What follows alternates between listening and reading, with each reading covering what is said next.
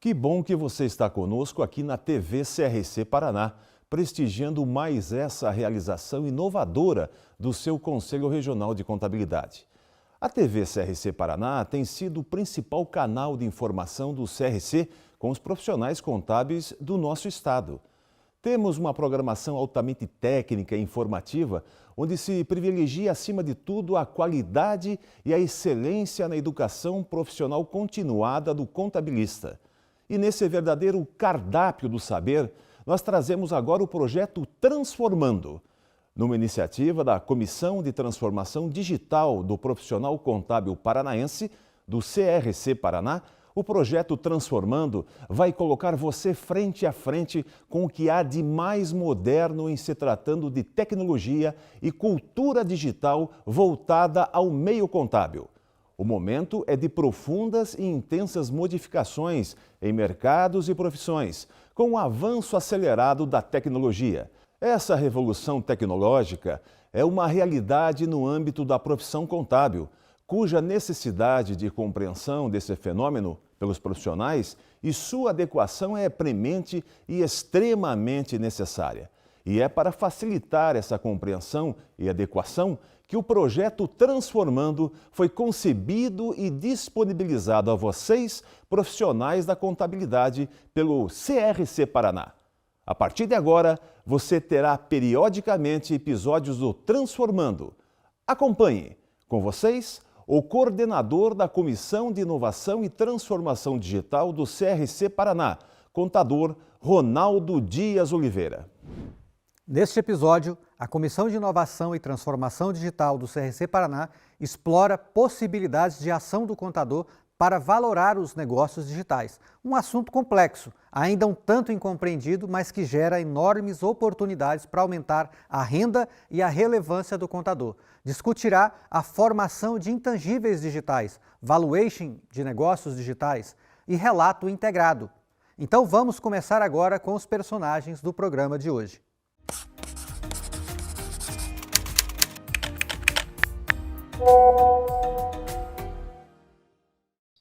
Lucas Johan é formado em Ciências Contábeis pela PUC Paraná, especialista em mercado de capitais e mercado financeiro, trabalha numa empresa especializada em avaliação de empresas, que é o chamado Valuation. Então, Lucas, seja bem-vindo ao programa Transformando e queria começar perguntando para você, afinal, o que é esse tal de Valuation? Bom, Ronaldo, primeiro eu agradeço a vocês pela oportunidade de estar dando essa entrevista. É uma honra estar falando com vocês aqui e podendo fazer uma contribuição para os contadores. Então, vamos lá. O valuation, ele significa avaliação. Então, valuation de empresas é você avaliar quanto vale uma empresa. Quando a gente vai avaliar quanto vale uma empresa, o que a gente leva em consideração? A gente leva em consideração os seus ativos intangíveis, então coisas como carteira de clientes, know-how, marca e também os ativos tangíveis, coisas como máquinas, equipamentos, veículos, e quando a gente vai fazer o valuation, a gente tenta, de maneira matemática, né, calcular a sinergia gerada entre todos esses ativos e estimar quanto vale a empresa toda, né? De maneira simplificada, basicamente o valuation de empresas é isso. Show de bola, né? E a gente, como nós estamos aqui numa comissão de transformação digital, não tem como não falarmos aqui sobre os ativos digitais, né? Vamos dizer assim. Então, você tem as moedas criptográficas, né? Você tem os tokens, né? E isso influencia, Lucas, na valorização de uma empresa? Com certeza, Ronaldo. Para a gente saber a maneira como um ativo digital vai influenciar no valuation de uma empresa, a gente precisa entender como que esse ativo digital ele está atuando dentro da empresa. Então, por exemplo, digamos que a gente tem uma empresa que ela recebe dos clientes em criptomoedas. Como que isso afeta o valuation da empresa? O principal meio onde ele vai afetar é na avaliação dos riscos. Por quê? Como a gente sabe, as criptomoedas elas são ativos extremamente voláteis. Então, por exemplo, se a gente pegar o histórico do Bitcoin, teve dias que ele chegou a cair mais de 30% num dia. Então, isso gera mais risco para a empresa. E também, quando a gente fala de ativos digitais, a gente pode ir um pouco além. Por exemplo, vou dar um exemplo. A gente tem fintechs de crédito hoje, né? Então, a fintech, como é que ela vai fazer o processo de aprovação de um crédito? A fintech ela pode ter um modelo, né? Aí já falando de machine learning, ela pode desenvolver um modelo de machine learning para essa aprovação de crédito. Esse modelo ele pode acabar sendo a principal fonte de valor dessa empresa, porque o grande diferencial dela é a maneira como ela vai aprovar crédito para os seus clientes por meio desse modelo, e isso pode gerar um grande diferencial. Então, esse ativo digital, que não é uma coisa que é material, ele pode acabar sendo a principal fonte de valor dentro dessa empresa. Então, hoje, quando a gente vai avaliar uma empresa, é muito importante tentar entender quais ativos digitais ela tem e como que isso está enquadrado dentro do seu modelo de negócio. E como eu falei, ele pode, de um lado, gerar risco para a empresa. Então, quanto mais risco ele gerar para a empresa, teoricamente, ele vai fazer a empresa valer menos. Quanto mais arriscada, menos a empresa vai valer. Ou ele pode ser a principal fonte de valor. No caso, uma fintech que tem um modelo de aprovação de crédito que acaba sendo o seu grande diferencial de mercado. Lucas, muito legal você comentar sobre esse modelo da fintech, né?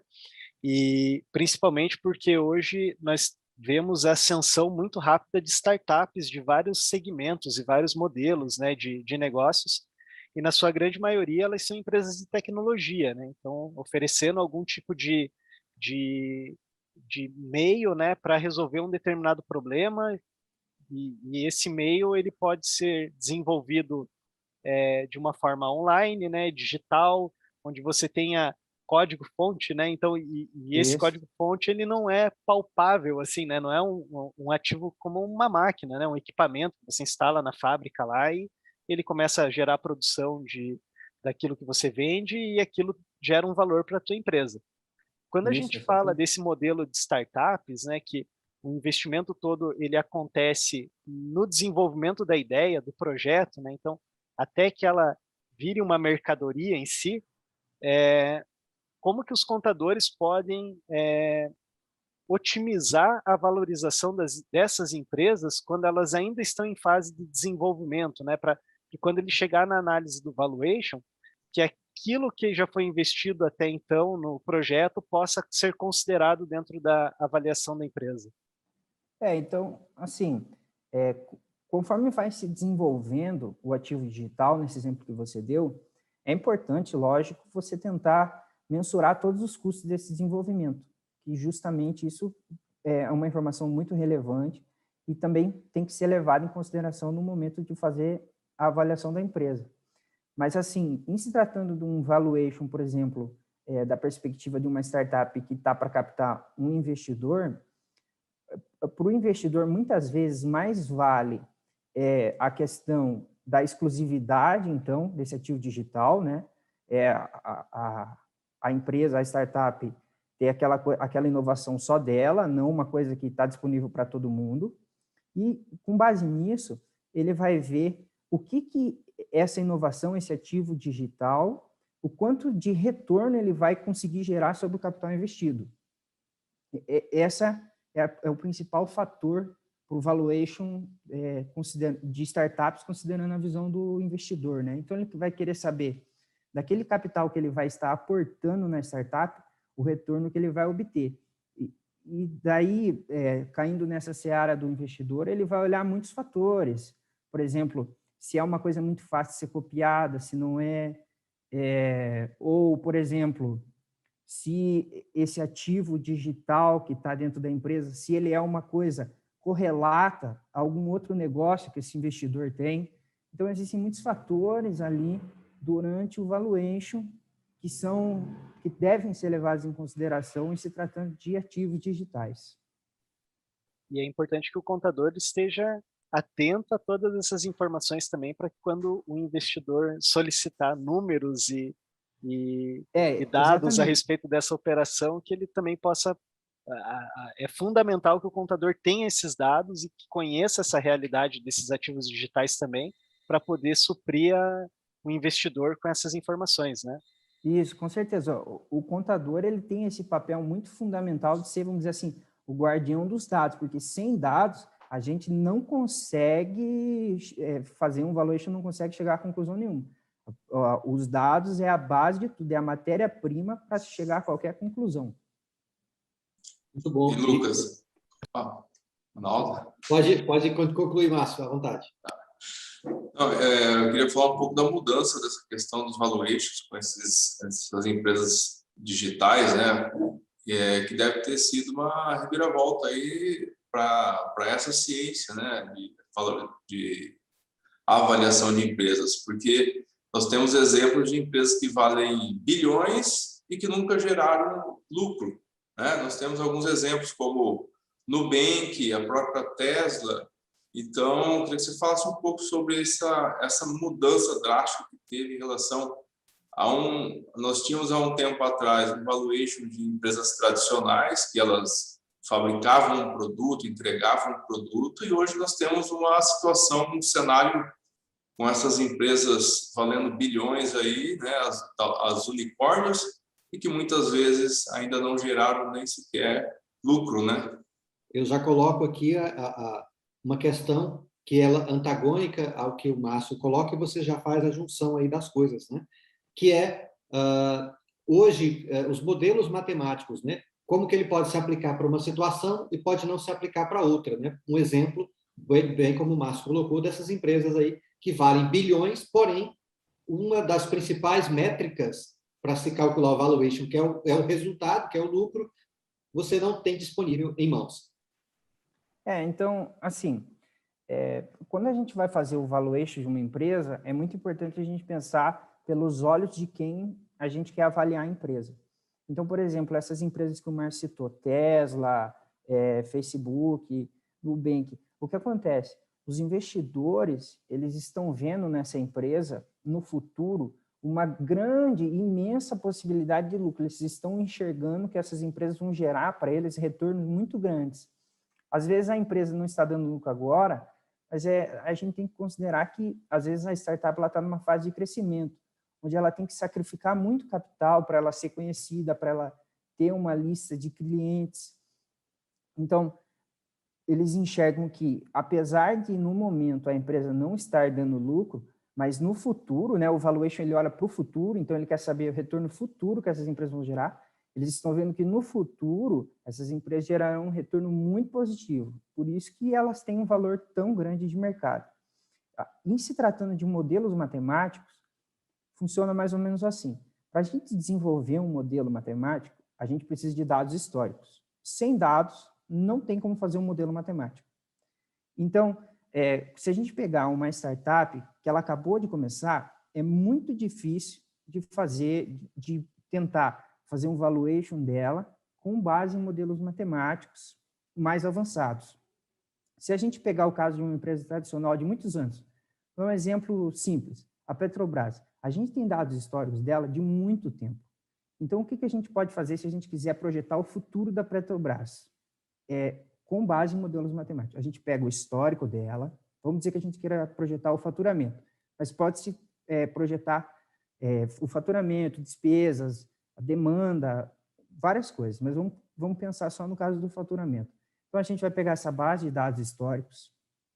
Além disso, a gente vai desenvolver variáveis, porque não basta a gente saber quanto ela faturou no passado. A gente precisa de parâmetros para que a gente possa tentar achar um padrão nesses dados, que o nosso modelo matemático vai aprender com base nisso, para ele poder prever o futuro. Acho que o Ronaldo vai disponibilizar depois um artigo que eu escrevi sobre isso, e o modelo matemático ele pode ser bem simples. No artigo que eu escrevi, que acho que o Ronaldo vai disponibilizar depois, eu fiz um modelo para prever o faturamento das empresas de maneira muito simples. Então, eu peguei o PIB do Brasil, né, e a receita da empresa. Eu fiz para a gente ver que dá para fazer uma coisa bem simples, com um valor preditivo bem alto. Eu fiz no próprio Excel. O próprio Excel ele tem uma função que ele consegue fazer para você uma regressão linear. Então, essa regressão, ela conseguiu achar a forma como estava se relacionando a receita da empresa e a variação do PIB, e com base nisso, eu conseguia, se eu soubesse que a previsão para o ano que vem era o PIB do Brasil crescer 10%, eu conseguia prever, dentro do intervalo de certeza, quanto que mais ou menos seria o faturamento dessa empresa. Então, nessa linha, o valuation ele pode se apropriar de modelos matemáticos para fazer previsões do futuro. E esse é um assunto de matemática muito extensa. Por exemplo, eu dou um exemplo muito simples de uma regressão linear, que ela vai captar uma relação linear, né? Então, é uma coisa muito fácil. Por exemplo, o PIB do Brasil subiu, o faturamento da empresa subiu, mas a gente também pode cair em searas mais avançadas, como, por exemplo, de variáveis que tenham relações não lineares entre si. Então, a gente pode, em se tratando de modelos mais avançados de machine learning, captar essas relações não lineares entre as variáveis e chegar a modelos com previsões que não seriam tão simples de ser feita do modo mais subjetivo da coisa. Às vezes a pessoa olha um gráfico e percebe que o comportamento do PIB sobe, a receita sobe. Se for não linear, a gente não consegue achar tão simples essas relações. Então, essa seara dos modelos matemáticos, ela é muito interessante. E tem aquela questão que as pessoas falam que o valuation, ele é uma coisa que é uma junção entre arte e ciência, devido à grande subjetividade envolvida no processo. Então, tem uma grande subjetividade você tentar prever quanto que a sua empresa vai faturar nos próximos 5 anos. Mas, a partir do momento que você está fazendo isso com base em dados, com variáveis, com um modelo de machine learning que está captando até mesmo relações não lineares que tem nessa base de dados para prever o futuro, a gente consegue um resultado muito mais consistente, uma coisa que ela perde um pouco da subjetividade e fica muito mais assertivo as previsões e o valuation da empresa que a gente está fazendo. E uma coisa que é importante, né, você sempre fala e ressaltou bastante a questão de dados, né? Então, e o Maico também colocou em relação a isso, né? Como que é possível inserir o registro e o funcionamento desses ativos digitais no balanço? Por exemplo, criptomoedas, tokens, né? Que às vezes o contador fica em dúvida, afinal, o token é um estoque ou é um disponível? Né? Uma moeda, ela está como estoque ou ela está dentro do meu ativo circulante, ali dentro do disponível, né? Com essa questão da volatilidade, né? Como é que eu faço lá? Então, isso tudo é uma base que é importantíssimo estar registrado adequadamente para que você possa fazer um valuation de acordo, né? Os ativos digitais, em relação à contabilização deles, a gente ainda tem, no Brasil, assim, a gente ainda tem, na verdade, no mundo todo, como é uma coisa muito recente, ainda tem muita discussão sobre quais seriam as classificações mais adequadas. E, principalmente também, porque hoje as normas de contabilidade elas são muito interpretativas. Então, vai variar muito de empresa para empresa. Então, por exemplo, para que a gente possa estar contabilizando um ativo digital, é preciso entender muito bem o papel desse ativo digital dentro da empresa. Então, por exemplo, digamos que o objeto da empresa seja a venda do ativo digital. Aí fica até fácil classificar como um estoque. Ou digamos que esse ativo digital seja alguma outra coisa, igual eu citei, um modelo de machine learning. Se for por desenvolvimento interno, tem até questões que você pode acabar não contabilizando ele, mas ele seria como um ativo intangível. Então, em relação à contabilização, para fazer o balanço patrimonial, a gente cai numa seara de que você tem que interpretar muito bem o papel desse ativo digital dentro da empresa, entender qual o objetivo dele dentro da empresa, como ele é utilizado, por que ele está ali, qual é a representatividade desse ativo, para que se possa chegar à contabilização mais adequada. E como eu falei, é um tema novo, as normas de contabilidade não falam diretamente de ativos digitais. Muito boa essa tua colocação, e quando você fala aí das normas, né, a gente lembra que tem os ativos biológicos, né? Tem até um CPC específico sobre isso, mas sobre os ativos digitais, de fato, nós não temos ainda nas normas, nem nas normas brasileiras de contabilidade, nem nos IFRS, uma questão especificamente em relação a isso. Só gostaria de fazer uma colocação final. Assim, quando as pessoas falam de machine learning, seja lá para o que for, existe muita coisa assim, machine learning é super difícil, não sei o quê. Mas, veja bem, eu dei um exemplo. Você pode fazer machine learning numa planilha Excel, que é um negócio super simples, e que já vai gerar para você um baita diferencial em relação a você estar fazendo as coisas assim, subjetivamente. Ah, eu acho que se acontecer isso, vai acontecer aquilo. Então, eu acho legal as pessoas já irem, acho legal a gente ir desmistificando essa coisa do machine learning. Que o machine learning é um assunto super extenso.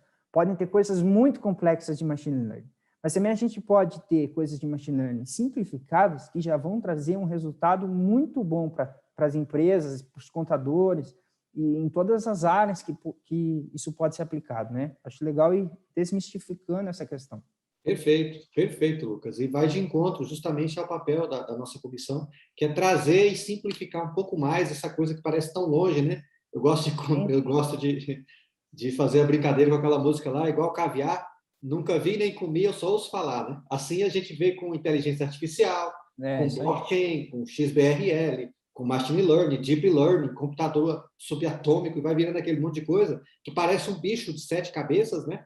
Mas que, à medida em que a gente começa a ver exemplos práticos, como você bem colocou aqui, a gente começa a ver que o bicho não é tão feio, né? Fala, olha, então no Excel tem machine learning, tem fórmulas de predições e tal. Então, isso, realmente, a gente fica muito feliz de estar conseguindo trazer, através do programa Transformando, esse tipo de informação para os nossos colegas contadores e para nós mesmos que vamos aprendendo cada vez mais. Lucas, desde já, muito obrigado aí pela tua disponibilidade, muito obrigado pelas informações, pela didática com que a gente colocou esses assuntos aqui mais complexos. Obrigado, Márcio e Michael, que são membros da nossa comissão. E a gente segue aí, deixa as suas últimas palavras para a gente poder finalizar o programa de hoje. Eu agradeço muito vocês pelo convite aí, poder estar falando sobre sistemas tão importantes, né, e relevantes, e de novidade, e também nessa questão de ir conscientizando as pessoas, desmistificando, né, esses assuntos mais tecnológicos. Agradeço muito vocês pelo tempo e é isso, obrigado. Valeu! Grande abraço, Lucas, abraço aí, Márcio, Michael, e seguimos transformando. Até o próximo programa, pessoal. Você acompanhou mais um episódio do projeto Transformando, que irá, com certeza, transformar o seu dia a dia como profissional da contabilidade. Fique atento, não perca o próximo episódio. E não esqueça, no site do CRC Paraná, no espaço das comissões, você vai encontrar o conteúdo complementar do programa de hoje para que você possa se aprofundar ainda mais neste assunto. Conselho Regional de Contabilidade do Paraná. Siga este conselho.